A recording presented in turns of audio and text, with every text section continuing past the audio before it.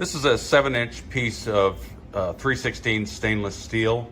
It's about 2.5 inches thick, and I wanted to put I use it in my shop as a sort of an anvil just for setting snaps and for the occasional bend or hammering something flat, since I don't have a real anvil. And it works pretty well for the process, but I've wanted a flat area on the edge for a while. So I used my belt grinder to knock off about an edge of about 2.5 inches long or so. And I'm going to polish up one of these faces as well, so I don't leave so many marks when I do happen to flatten something like a piece of bronze.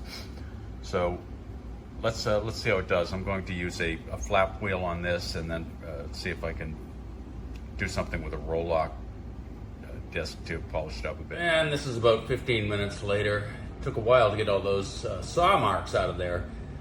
316 is pretty tough stuff, but it worked out pretty well. Now on to the final polish.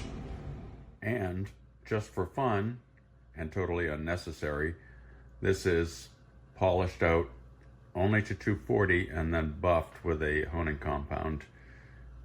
Would never normally take something this far, but I thought I'd show you what's possible with an angle grinder, a die grinder, and a buffer. Again, 316 stainless, great result.